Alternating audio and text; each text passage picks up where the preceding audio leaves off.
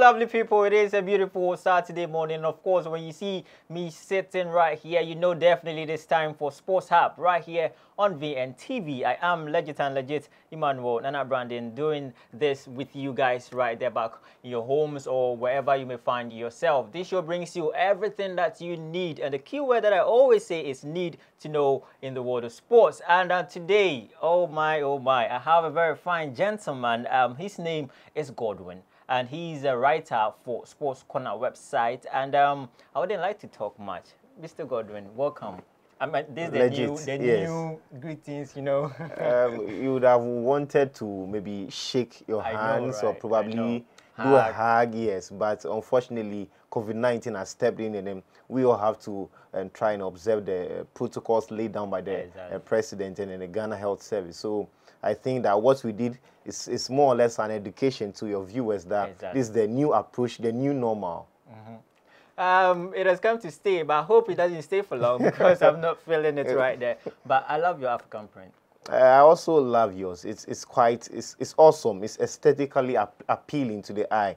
Are you sure you're not saying this just because I said yours is nice as well? No, you see, you don't need to spit for anybody to know that you have saliva in your mouth. If you see something which is beautiful, of course, it's glaring to the eye. And I think yours is aesthetically appealing. Thank you very much. So, I mean, you're a sports writer. How has this corona pandemic affected your job? Plus or minus, I could say that it has helped me in one way, and in another way, it has also affected the work or the profession, in the sense that during this period, no sporting activities going on until quite recently that the German Bundesliga kicked on, and then quite a number of other leagues started. You know that with the local league, you see, that's the major part where we do get our content from. But that notwithstanding, the positive side is that a lot of radio shows are granting interviews. So players left, right, center are over there granting interviews. So you get a lot of content to publish. So from that score, I would say that it has been very great. So I would say that COVID-19 has been in a form of a blessing in disguise for me as a writer. But I'm sure you wouldn't want it to stay this No.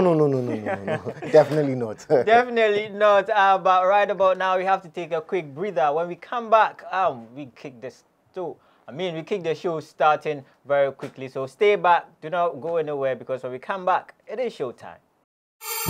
Enjoy a wide variety of quality content on vntv. Only on vntv. Watch talk shows like The Opinion for political and social discussion. Sports Hub for all your sports news. Alright, want to know what's trending? Oops, we got you with social media trends. Download vntv app from Google Play Store and enjoy all of our awesome programs, local and foreign movies, whenever, wherever. vntv, powerhouse of entertainment. Hello there, welcome back. If you just tuned in, you're watching Sports Hub right here on vntv. Now, we're starting off the show very swiftly with our star inspiration for today. And today we're taking it from, I call him the Michael Jordan of racing. That is the man himself, Michael Schumacher. And today he says that once something is a passion, the motivation is there. Once something is a passion, the motivation is there. So let's take a look.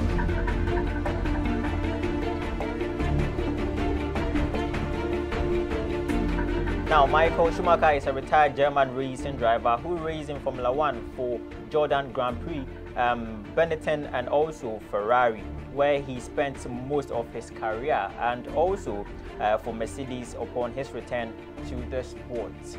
Now, there you have it. Our star inspiration for today came from the man, in fact, the all great in Formula 1, in terms of Formula 1, that is Michael Schumacher. And today, this is what he had for us. But I would like Godwin here to help me with the sports facts for today, where we seek to, give you some trivial quiz on sporting activities or sports in general. And today, what do we have?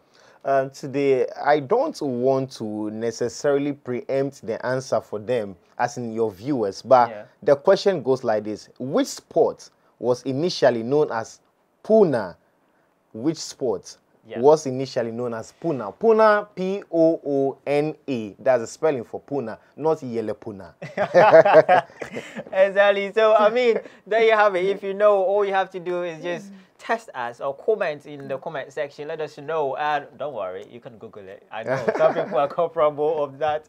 It's all good. It's all laugh. But you know, before we drive into our first story for the day, as you stated on, one thing that I would want to highlight is the fact that, you know, this sporting, how do you even put it, this corona era have made it a must for sports writers like yourself and sports presenters or those in the television or radio aspect of sporting event to actually look at things from a different point of view. Because if Bundesliga, Serie A, EPL is in action, we tend to lay all our focus and emphasis on that solely.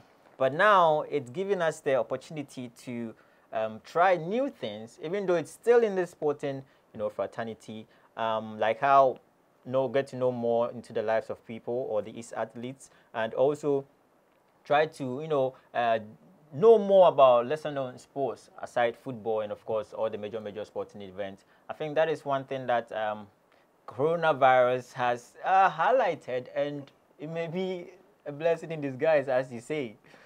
So right about now, let's move on to our first story. I wanted us to take a breather, but I think we've set a ball rolling very swiftly, so let's just get on with it. And into the noble act of self-defense, and that is boxing. And we have a story from Canelo's camp, because it seems that he will fight without live audience, and he is cool with that.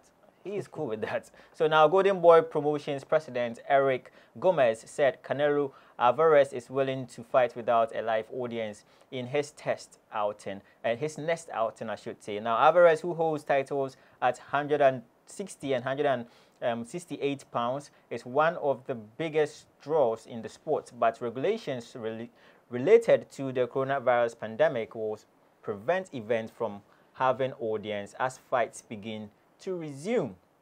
Now, in a statement, he stated that the president, I should say, said yes, for the first time, or for the time being, Canelo is open to fight in September with no fans. Gomez said last Wednesday on the 3 Knockout Rule podcast. We're actually discussing all the details how this is going to be possible, but he's open to it.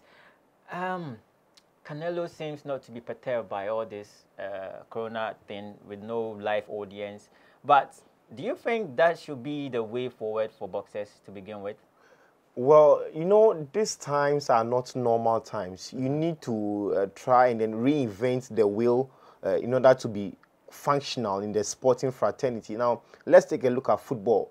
Now, the life and blood of football is in the supporters. Exactly. They provide the atmosphere, they provide the energy. So, without supporters, you are going to lack that energy. Mm-hmm. Now, when you watch the German Bundesliga, it's supposed to be lively, but take the supporters away and you realize that that energy, that spark, that vibe is no longer there.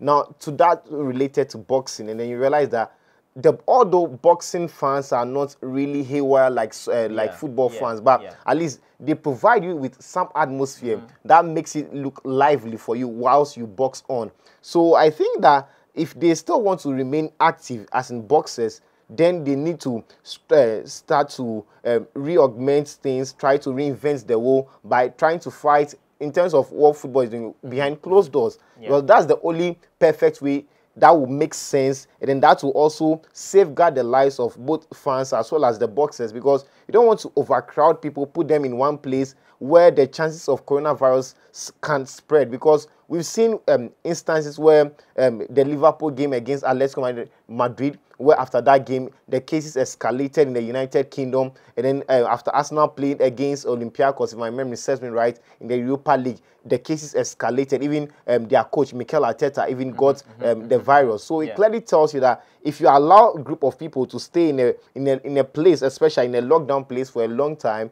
you are going to increase the chances of someone contracting the virus. And especially in America, where they hold the highest number of positive cases in this corona season, it's so not advisable. But when you look at boxing as comparatively to other sporting events in terms of its finances, you realize that without fans, I mean, the impact financially to this promotions organizations is very huge as compared to a sport like football. So Do you think them going this way will help them even sustain their sporting system and their activities they do in the sporting fraternity? No, half a loaf is better than none. For the meantime, okay, fine. Would they want to remain dormant for a long period of time than to rather try and then do something within this space of period and then be active? Because the more you remain dormant, it's also going to affect your technique. It's going to affect your physique. It's going to affect your style as a boxer.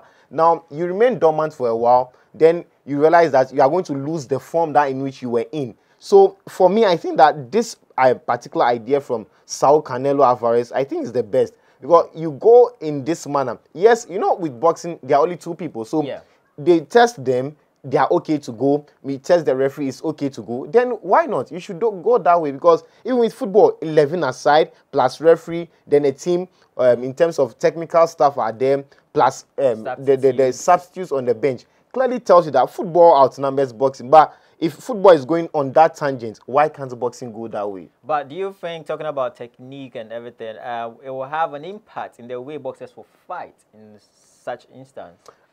You definitely, it might affect, because you will be fighting with a caution that, okay, fine. Now, this thing also can be spread through bodily contact. So you might want to be very careful. You know that with boxing, there are times that when you realize that your opponent is chancing on you, you want to cling. Yes, yes. That's the easiest way to at least slow down the tempo of your opponent. So this time around, you'll be more cautious. But like I said, before the game or before the bout, you'll be tested. So at least you have that surety that at least the one that I'm boxing against does not have the virus. I am positive, I am negative rather. So if you are boxing and even there is any bodily contact, we are still safe. We're safe. We're definitely safe. Now, moving away from Alvaro Canelo's, camp, let's still stay in boxing and into the United Kingdom, because this is what British people are saying. Britain, this is what they are saying. They're saying that this is the biggest, or this will be the biggest sporting event. Listen carefully. Sporting event since they won the World Cup. What am I talking about? It is the much talked about, much anticipated bout between do I even add Nigerian to it? No, because it seems UK are just taking over him. No. But still there's lineage. But there is lineage, but on paper it's not Nigerian. Yeah. Is British. So on paper, definitely. He fought for the United Kingdom at the Olympic Games. So under no circumstance could you say that, okay, fine, the lineage is there as in it's Nigerian, because he has a Nigerian name, Oluwafemi. That is quite clear. But that doesn't mean, because per what we learn from citizenship education, that a person can become a citizen of a country by birth, and then by registration, by naturalization. So over there with Anthony Joshua, is clearly a citizen of Britain. So this one, I think it's a no-brainer. It's a no-brainer, yes. So I'm sure you may have a clue right now, because it is the bout between Anthony Joshua and, of course, the talkative Tyson Fury, because the two have agreed to fight, and says Eden Hen, that is the promoter for Anthony Joshua. Now, British World Heavyweight Champions Anthony Joshua and Tyson Fury have agreed to a 2-fight deal, says promoter Eddie Hearn. So Joshua, who is 30, holds the WBA, IBF, and WBO belt, while 31-year-old Fury is the WBC champion, whom, of course, he took it away from Deontay Wilder. Now, the Manchester-born boxer said he would fight Joshua in 2021, but will first have to overcome the hurdle in the road, Deontay Wilder. And in the third meeting, and I really have my own resentment on that. So Fury is contracted to fight the American from whom he won the WBC title in February, as I stated earlier on. Joshua, however, who reclaimed his world titles in December, has to face his mandatory challenger, Bulgarian's Kubrat Pulev, when the sport fully resumes after the corona shutdown. Now, the two have agreed by principle. We're all excited, we're all happy. However, both parties should or must encounter and seek to eliminate some hurdles before they get there. Let's take them one after the other. Deontay Wilder, Fury. Should there have been a third fight? Forget about the contractual agreement. Definitely there should have been a third fight. Now, believe you me, Deontay Wilder is a powerful puncher, without a shadow of doubt. That right hand is a beast. If it touches you, you might go on coma for a very long period of time without even returning, if that is supposed to be the issue.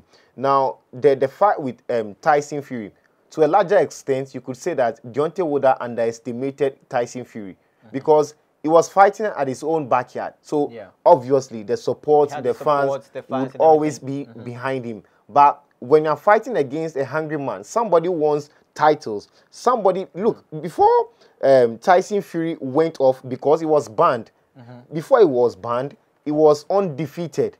He came back, he was still undefeated. So, Deontay Wilder should have taken a cue from that, but he underestimated the Gypsy King, and then he got beaten. He got his ass whooped. You know, what really interests me, and I don't know, it's one of the most silliest and stupidest, I mean, if there is even a word like that, to give as a boxer is the reason he gave for losing. I mean, look, it's one thing if you've lost. Yes, we know. But if you do not have any tangible reason, we don't care. You lost. You can say whatever you want to say. But that excuse, come on, man. I mean, and even people have their own, you know, opinions about the first fight, whom they thought shouldn't have been a draw because it was a clear-cut win for Tyson Fury. And what do you have to say about that? Tyson was leading the first fight, but that punch, that knockdown, it could have taken him away. It could have ended the bout. So that knockdown clearly took away some points from Tyson Fury, which got the draw for Deontay Wilder. Now, in the second fight, like I said earlier, he underestimated his opponent and then got his ass whooped. Now, that notwithstanding, I think that he's going to learn his lessons, pick it up from there, going back to the drawing board, and then come bigger, better, tougher against Tyson Fury. Now, Tyson Fury also, on the other hand, is not by any means any small boxer. He has intentions. He wants to establish himself as an institution when it comes to boxing, because you know that with the Britons, they've managed to carve out a number of boxers from their stables. You know, the likes of Lennox Lewis in the same heavyweight division. And then Tyson Fury wants to do the same thing. At least, if for nothing at all, consolidate that position, get Anthony Joshua, beat him, take those titles, and then become the undisputed king in the heavyweight division. That's what maybe Tyson Fury will want to do. So, one thing that people often say, and I don't know if it's your opinion too, is that Anthony Joshua is not a brutal fighter. You know, those type of fighters that are just reckless, and not reckless in the sense that they commit offenses inside the ring. No, but they just brutal. The likes of Deontay Wilder, where they come at you with everything they have. They just try everything possible to knock you down. Anthony Joshua is more or less like a calm person in the ring. Yes. That is what people feel that it's its biggest disadvantage. Do you agree with them? You know, that one could be a plus or a minus. You know, you need to be very meticulous. You need to understand yourself. If you don't understand yourself better than your opponent, you are going to be in a lot of trouble. Now, you need to assess your qualities as a boxer. Then you know what you are capable of doing. If you know what you have, that is where you can also throw out to the opponent what he doesn't know you have. But with the likes of Tyson Fury, Deontay Wilder, and the rest, they are much more aggressive boxers. They come at you. Wherever you go in the ring, they want to come at you. But Joshua is more or less a reserved calm boxer that wants to take his time and then get his points from his opponent. So if you watch Joshua, it doesn't really focus on the knockouts. Now look at Tyson Fury, check his knockouts. Excellent. You look at Deontay Wilder, distinction, because he mostly focuses on that. Knocking you out. Knocking you out. No waste of time. That's what is lacking in Joshua's game. But that notwithstanding, that doesn't mean that Joshua is a bad boxer. It means that he understands his qualities, what he has as a boxer. And then if he continues on that tangent, yes, maybe he can do well, but he won't reach the heights of Tyson Fury, the heights of Mike Tyson, the heights of Muhammad Ali. No way. No way. Oh my goodness. It is interesting. I'll keep my opinion to myself. I know who will win. When the time gets there, I'll definitely let you know. But let's take a quick breather. It is exciting right now. If you just tuned in, you're watching Sports Hub right here on VNTV. We'll be back after this. Enjoy a wide variety of quality content on VNTV. Only on VNTV. Watch talk shows like The Opinion for political and social discussion. Sports Hub for all your sports news. I want to know what's trending? Oops, we got you with social media trends. Download VNTV app from Google Play Store. And enjoy all of our awesome programs, local and foreign movies whenever, wherever. VNTV, powerhouse of entertainment. Hello there, welcome back. If you just tuned in, let me remind you again that you're watching Sports App right here on VNTV. And today I'm joined by the wonderful, the sportsman himself. He's the sports. Godwin, right out from Sports Corner. I might say I'm loving your input right now. Like it's just so splendid. And you deserve to take this seat. And let me just go away. No, that wouldn't be fair. Now, moving away from boxing, let's look at what's happening in some other sports. And let's start off with football right here in Ghana, because there has been a breaking news, and that is Kumasi Asante Kotoko, the Porcupine Warriors, has been handed a 1-year player transfer ban. Don't get it twisted. This is not from the Ghana Football Association. It's not from the CAF. It's not even from FIFA. It is from Menchia Palace. Yes. Oh, the king of Ashanti region has placed a ban on Kumasi Asante Kotoko. And a little detail is that the Asante Hene Otumfuo Osei Tutu II, life patron of Ghana Premier League side Asante Kotoko, has placed a temporary ban on player recruitment at the club for at least a season, the club has announced. Instead, Otumfuo wants the club to focus on bringing up young players. Now, according to the Chief of Staff of the Menchia Palace, Kofi Bedu, who communicated the decision to the club, the move became necessary in order to stop the player, and they put it in quotes, player attrition, I should say, rate at the club. Now, the reason is to temporarily stop the player attrition rate and enable us to work with the current crop of players who the Ashanti Hene thinks have the quality to push the club to the top. Now, Bedu is quoted saying this on the club's Twitter page. How do I even put this? What do you think of, like, to begin with, when you saw this news, what was the first thing that came in mind? I think it was the best decision ever. That could happen to Asante Kotoko. Sometimes there are things that strike you in life and you think that is the end of the world. Yeah. But that's actually going to be a door opening onto you where you are going to get bigger, better offers or chances as compared to the previous one. Now, let's look at it in this perspective. Now, you compare Asante Kotoko in the last 3 seasons, and then they signed a whooping 83 players. 3 seasons. It's crazy. 83 players. So, if you are working the mathematics, that's an average of 27 players per season. And within this same time span, they have changed as much as 7 coaches. That is it. And it's crazy because sometimes you can't fathom some of these statistics and you think we laugh about it, but truly it affects the club. This is a club that is one of the top 2 in the country. I mean, there's no, aside Kumasi Asante Kotoko and Accra to folk, which club will you even bring closer to them? Only Daddy. Yes, only that they are wonderful, only Konso. So they know that these are the top 2 clubs in the country. Now, this is a rare move by Otumfuo Osei Tutu II, because mostly he's really calm. He doesn't really want to get involved with the what goes on in the club. But it seems he's just stamped his feet on the ground because things are definitely not going well.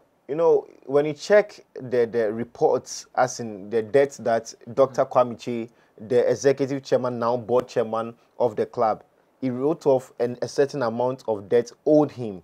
The amount was over 7 million Ghana cedis. That's owed 70 billion Ghana cedis. So clearly tells you that now you ask yourself, how did they accrue that debt? Through player purchase. Now imagine you signing one player, let's say 10,000 Ghana cedis, times 27. That should be 270,000 Ghana cedis every season, spending on player purchase. Now let's talk about the salaries you are going to pay them. Let's say you are paying 1,000 cedis per every month. So 1,000 times 12 is 12,000 per player. So 12,000 times 27. I don't have the calculator here. I would have worked the math here. I'm also very bad at math. I would have helped you here. So 12,000 times 27. Just look at the amount you are spending per season. Now, take that away. and then try keeping this set of players, and then put that money rather, inject it into the players, and then improve their contracts, and then see whether they are not going to improve their performance. Now, let's cast our mind back to 1997 to the year 2005 or yes. Now, before Accra Folk went on a winning spree, they had a certain a problem or a challenge. They were also banned from player purchases. That is not coming from their board chairman or life patron or anybody, but a court's ruling banned them from signing players. Later did they know that 3 years later they were going to win the CAF Champions League. And then they swept everything on the continent, defeated Zamalek, defeated Al Ahly, defeated a whole lot of clubs. They even won a CAF Super Cup. They remain the only club in Ghana to have won a CAF Super Cup with a set of players. Why do you think they were called the 64 Battalion? Because they couldn't change the set of players. So it is the same thing with Kumasi. Now, even look at Chelsea, just this season. Now, Chelsea, we know they're a club that likes to purchase players under Roman Abramovich. Just a few seasons ago, or just last season, they were banned from buying players. Yeah, after they purchased a young lad, they lifted him from France to England. Little did they know that FIFA will frown on that, and they had issues. And it seems now they may be a bit relieved because it's been lifted, because they have already, exhausted that ban time. But that was the problem Chelsea was having. But it did not solely affect them like how we all would think it would. That's the point I was building, that with Chelsea, we know that Chelsea have a loan army. They send a lot of players on loan. Under normal circumstance, Tammy Abraham would not be leading the lines for Chelsea. Mason Mount would not be in the game for Chelsea. Reece James, they will not. Fikayo Tomori, they will not be part of Chelsea. But because of the transfer ban, look at all these academy players giving a shot at Chelsea. So clearly tells you that sometimes these situations are a blessing in disguise, and they are going to help you. Now look at Chelsea. Their top scorer is Tammy Abraham, more than 17 goals this season. So look at Kotoko. Now, if they had maintained a certain set of players, believe you me, they would have been winning everything on the continent. Now, let's cast your mind back. A few seasons ago, under Siki Akuno, the likes of Ajiman Bedu in defense, Wahab Adams in defense, Ismail Ganiu, as well as Kwame Bonso Conte. Then later on came Justice Blade. Now imagine Kwame Bonso Conte, who plays for Esperance now, in the same midfield as Justice Blade, as well as Richie Senanu, one of the best holding midfielders in Ghana. That would be an impermeable midfield partnership. So that is an info from Kumasi and Tekotoko, but more on them. They're also planning to have their own stadium and move away from the Babayara Sports Stadium. And also, they are looking forward to be a sporting club. That means not only football would they be focusing on, but other sporting disciplines as well. So it's interesting times if you're a Kumasi and Tekotoko fan. And as Gordon has said, you also have a part to play. So please, sometimes you should don't mix your imagination with reality. This is the reality. Kotoko can't win African Cup now. That's the bitter pill they need to swallow. I know, right? Now, moving away from that, let's still staying in Ghana and to the former coach of Kumasi Asante Kotoko, CK Akono. He has stated that he must help individual players to better themselves to improve the Black Stars in general. Now, we've known the Black Star right now, their current stage or stature in terms of the player individually, the players individually, and also the team as a whole. What do you think a coach like CK Akono must do to lift up not only the spirit of Ghanaians, but his own playing body and also the performances of his team? You know, with every team, the key ingredient is the coach identifying the sort of players he has and how best to use them. Now, we saw Otto Rehagel with Greece. Now, Greece don't have any flamboyant player back in 2004, but yet they were able to win the Euros against a star-studded Portugal side. Now, that side paraded a young Cristiano Ronaldo, Rui Costa, Nuno Gomes, Pauleta, Luis Figo, who was the captain. There was Ricardo Carvalho in that team. So that was a star-studded team. Against a Greek side, that star player was Oli Karistis, who was playing for Ajax. So clearly, Otto Rehagel understood his team and then managed to deploy a good tactic and a good system that will allow the players to express themselves better. Now, let's look at this current Black Stars team. it's quite unfortunate that we don't have the likes of Michael Essien, Stephen Apiasu, Ali Muntari, Lai Kinson doing very well for their various clubs. Now, majority of our players are either plying their trade at low-level clubs or even sitting on the benches. So when they come back, now it is incumbent on the coach to do a good job in terms of grooming up his players. At the Black Star level, you don't expect the coach to come and teach the players how to shoot a ball, how to kick a ball. That makes the duties of the coach more difficult? It's going to make it very intense for him. Now, if you have excellent players, your job becomes easy. At least you can cross your leg and say, do this, do that, and everybody does it. It's just like you being a teacher and then having brilliant students. You teach less and then they do the exercise. That is all. But when you're a teacher and then your students are wonderful, you need extra work. Yeah, I know. So that is not to say that the current squad that we have at our disposal are not that good. Yeah. Some are good, but they are lacking regular playtime at their various clubs they are having right now. So what CK Akuno needs to do is to also look at within and get players who are ready to die for the nation. Now, we saw Cameroon at 2017. They didn't come with star-studded players. 7 key players playing their trade in Europe opted out. Andre Onana, who keeps the post for Ajax, he opted out. Christian Basogog came in and then did the magic for them. Fabrice Ondoa came in the post and did the magic for them. So what am I trying to say? I'm saying that, yes, all you need is committed players. Somebody who is willing to die for you. Somebody who is ready to put their soul. Now, there was this trick that Jose Mourinho was using that used to help him a lot. Now, in his days at FC Porto, Chelsea, and then Inter Milan, that was his early days as a coach. It was magnificent. He would tell you as a player that, you know what, you are the best player in the world. Meanwhile, the player knows that he's not the best. But the way and manner in which Jose will communicate the message, the player is going to believe. Now, you watch Chelsea play, you watch FC Porto play, you watch Inter Milan play, and then you don't understand why the players will die for the coach. Now, look at this game. Inter Milan, I want the viewers, if they have time, Inter Milan versus Barcelona at the Camp Nou. Samuel Eto'o, Fields, a striker, was playing right back in that game. He was willing to die for the club. Why? Because he knew what was at stake. It was the coach's influence on the player. Now, fast forward, when Benitez came, Benitez wanted to shift Samuel Eto'o from the striking role to the wings. He said, no, I don't do this for anybody except Jose. Why Jose alone? Because of how Jose communicates. But, okay, this also brings me to the point where, you know, there's been this, I don't even want to say it, and hearsay. It's known, and he himself has admitted that he's a no-nonsense type of yes. I'm talking about relationship between coach and players. Do you think that is the way to go, especially if you're seeking to bring out the best in players? In the case of CK Akuno and Ghana Blasters, where they're trying to, you know, win the love of the country again, and win trophies as well, of course. As somebody who wants to achieve, you need to be brutal. That is the honest contribution I can give on this particular subject. Why am I saying that? Now, Pep Guardiola stepped into Barcelona. There was Ronaldinho, there was Deco. He told them, I don't need you. Move out of the club. Now, anybody who was sitting down would say, no, Guardiola, you are crazy. That is a wrong move. But what happened? He went ahead to win the sextuple. The first coach to do that. He won every title that Barcelona contested in. That is to tell you that he knows what he was doing. So, as the coach takes the decision, those behind him must also support him. Wow. Because CK Akuno can decide that, okay, fine, you know what? They are you.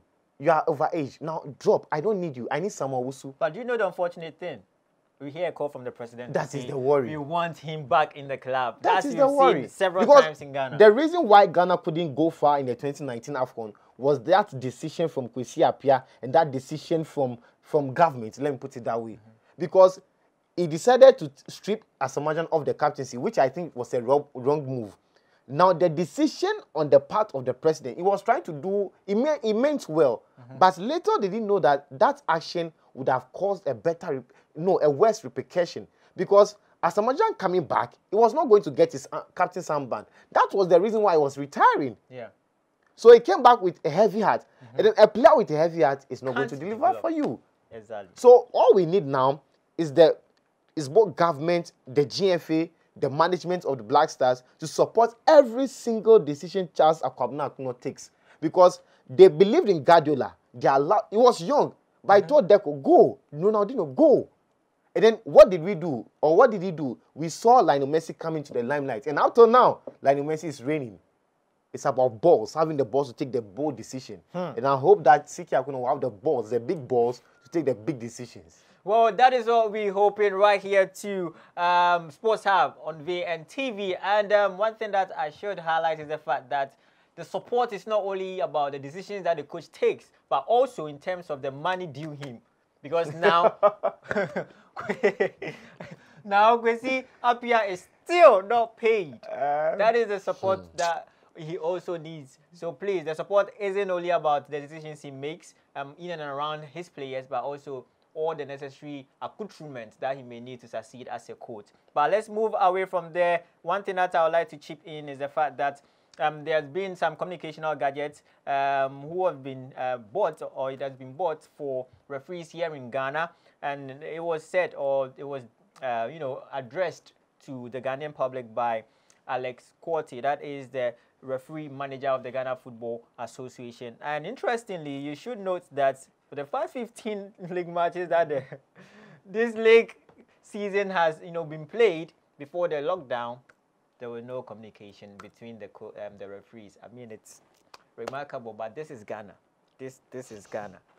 There was no communication whatsoever. So this gadgets, I believe, will help in the development of football in the country, especially in terms of officiating, because sometimes it's not like coach not discussion is so. He just didn't see it, but there was no communication from the linesman to alert him.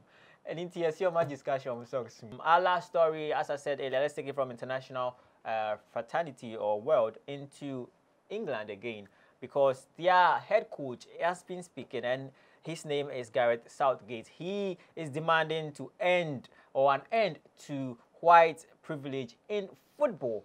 Now, this is what he says. Now, the England manager believes the Football Association is working to make the boardroom more representative, and that is gender as well as race. It is plain that there remains a long way to go, and with the Black Lives Matter movement prominent around the world, he feels it is a moment for change. And he was making this statement also because of what Raheem Sterling stated, that black people don't really seem to have the chance to penetrate into anything, even in football. He mentioned the likes of Ashley Cole, who are doing very well. I mean, even though it's not the apex, top level coaching, but he's doing well as compared to people like Frank Lampard and Steven Gerrard, because they also started very young. I mean, Steven Gerrard just was coaching Liverpool Academy, and 19, boom, now Rangers. It's remarkable, you know what I'm saying? So black people are not being given that same chance. What a white man can do or would do, black man has to try that like 10 times over before he will get the same spot. Do you think that is the case? That is the case in the sense that you have a lot of black players that penetrate the European scene. They play, they do very well, they become club legends. You go to Bayern Munich, Samuel Sekufo is a legend there. You go to Olympic Marseille, Abedi Ayupele is a legend over there. Even Chelsea, Michael Essien is a legend at that club. So you ask yourself now, when these players transform or metamorphose into coaches, how easy or how difficult it is for them to get or secure a coaching role, and it's very, very difficult. Now, Sol Campbell, he has endorsements from Sir Alex Ferguson, yet he struggles to get a job in the Premier League. Yet you are going to see very young coaches getting the shot, as in white coaches. Now, you don't want to focus necessarily on the race, but you are left with no option than to look back and say, that, okay, no, that is not the situation. Because of the skin color, this person is being denied a job or a role at a specific club. So that is the reason why you are going to see a lot of coach or players after football, especially black players after football, they don't want to enter into coaching. Exactly. This brings me to what Defoe said, which was very heartbreaking. He was asked in an interview that after he ends his playing career, will he love to get into the coaching world as well. He said that should he even get a coaching license, because how will he even get a job I mean, it's not this was worth it. even before all this Black Lives Matter movement, started to, flood the streets of all parts of the world. This was 2 seasons ago, and he made this statement. That shows that they know that it's a passion I have. I want to get into this, but it seems the door has been shut just because I'm trying to enter. And I mean, you can also see, aside race, black, white, one thing that Britons also do is the fact that they try to do favoritisms in their own. We see them in the national teams. We see them in how they hype their players. I mean, they are very good at that. They will hype English players, see if you can compare him to Lionel Messi. But in real life, he's playing like me on small post. That is some of the things that I believe that we should, take a key look at, because I mean, we love the game of football, and we do not really want any such things like this, indict the game that we love so much. But unfortunately, too, this is where we have to draw the curtains on today's amazing show. But I might say, Godwin, thank you so much. You've been a really exciting guest to me, and I'm glad I did this with you. I'm also glad I came here. I'm hoping to see you more of it. Most definitely. If we have life, we have hope. So let's pray for life, and then we see where we take on from there. Sure. But I also want you to help us with the sports facts answer to the question that we asked. And the question again was, let me find it quickly. Which sport was initially known as, it's not Puna. It's not yellow Puna. So the answer to that question is badminton. Badminton. Yeah. So that is the answer for the question, or our trivia question for today. Yeah, so there you have it. Our trivia question for today, that is sports facts. The answer is badminton. I bet you didn't know. If you Googled it too, cheers to you as well. But as I said earlier, this is where we draw the curtains on today's amazing show. I am Legitimanuel and Brandon. Thank you so much for joining us. Join us again when we meet. Until then,